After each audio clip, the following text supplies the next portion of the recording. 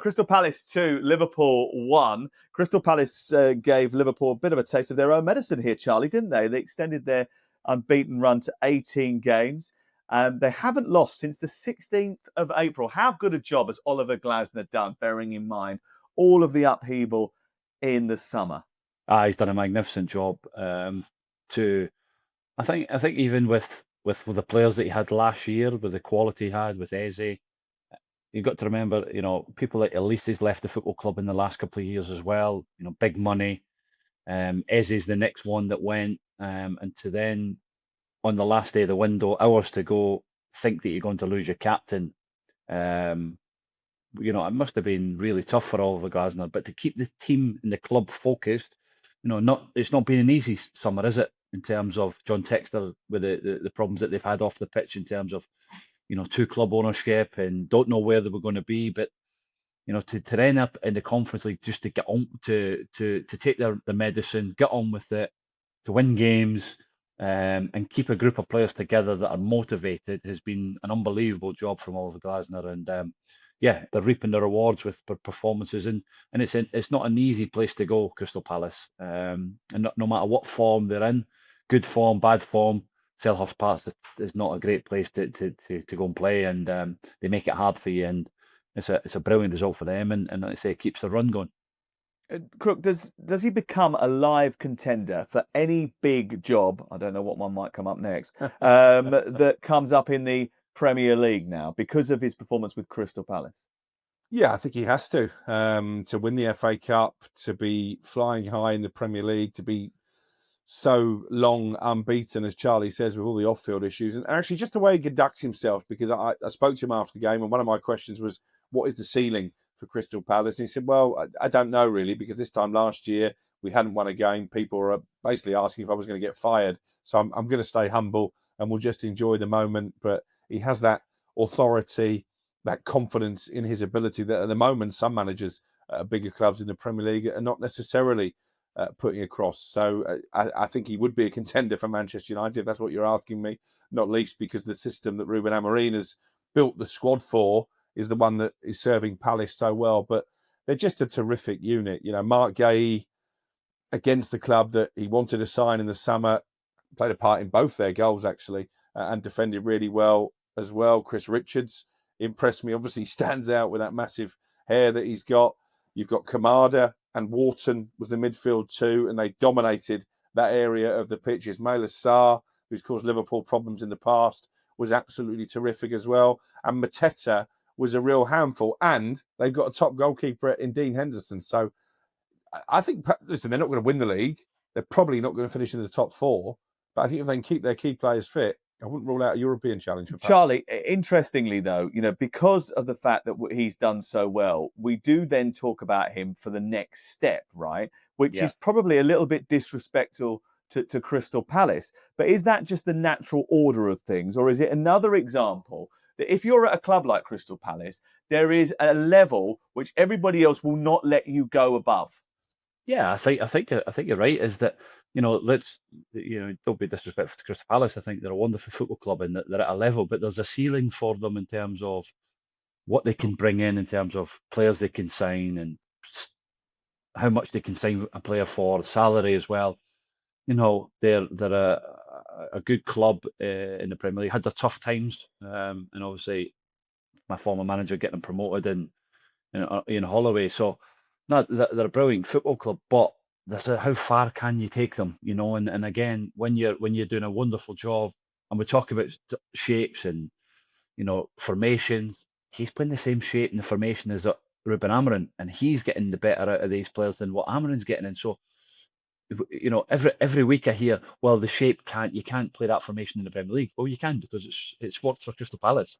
Ultimately, it's the players within that formation that's not bringing what they expect. So again, good leadership, good organisation, and good man management as well is key to that. So I think he's done a brilliant job. Of course, he's going to be linked with every job. He's had good jobs on abroad, and let's say for him to keep doing the job, he's not signed a new contract as well, which is something they have to be wary of.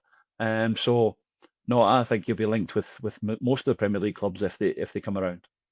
Lots of late goals for Liverpool in the early part of the season. They got another one here, actually, which they thought would have got them a point before that late Eddie Nketiah moment, which is great for him. And hopefully it's a launch pad for him to have a little bit more success, because he's had a difficult time with injury and he's struggled to get into that team. But do you judge Liverpool's season differently now, Crook, when you look back over the course of the campaign, and I suppose, have to accept that they haven't been playing particularly well, but they've got over the line? That run had to come to an end at some point, didn't it? Yeah, it did.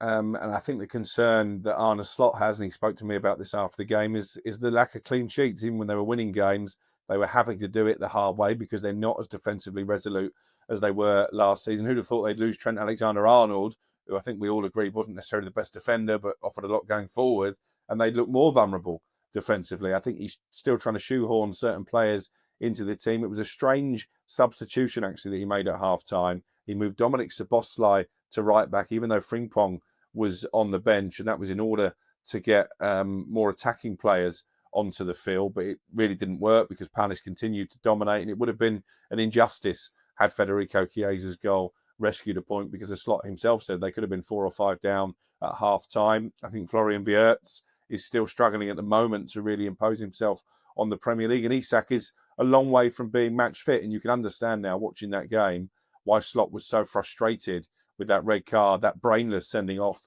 for Hugo Ekitike, because he would have almost certainly started this game, and it may well have been a different outcome.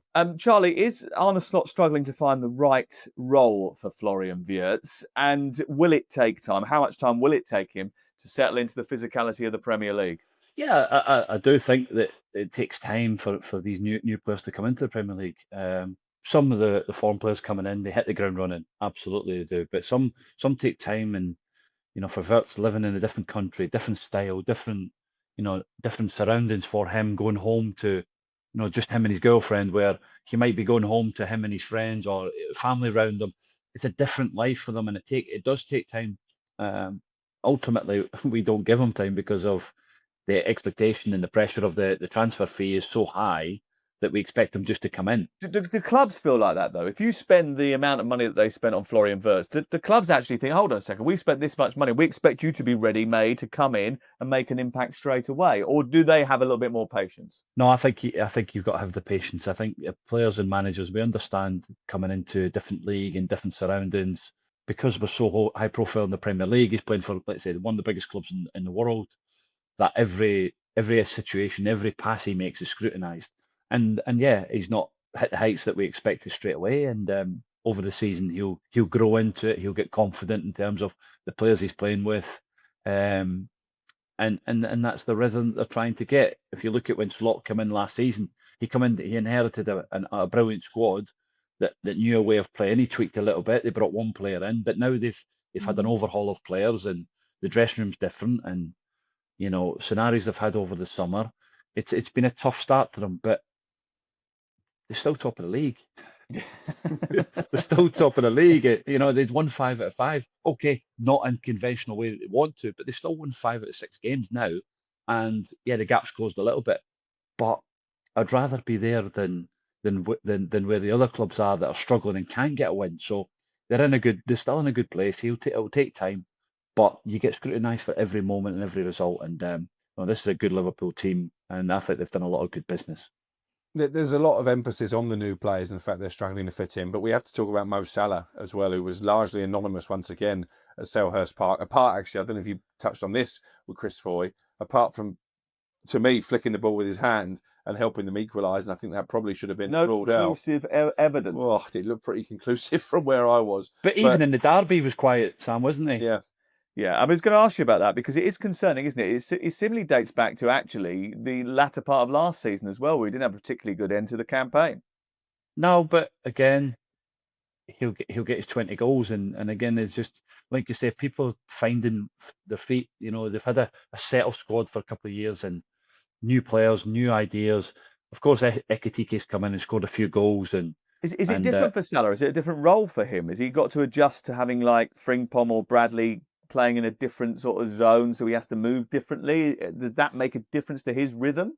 No, probably not, because he's Mo Salah and he's still one of the best players in the world. I think Arne Slot gives him less responsibility back the pitch because they want to keep him as high as they can, and he becomes a threat on the counters. I just think it's about movements and, you know, like you say, playing with a Frimpong who's very quick and direct, and, you know, playing the other way is different to playing with Bradley. He understands what Trent can do, that Trent won't really go on the outside of him, but Frimpong wants to go on the outside a lot.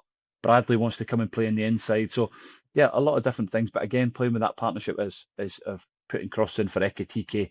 He wants balls in the box. His heading rate is unbelievable. He's very good in the air. So there's a lot of different things going on, and just not feeling the rhythm at the moment. But again, once this Liverpool team get up and running, they'll be fine.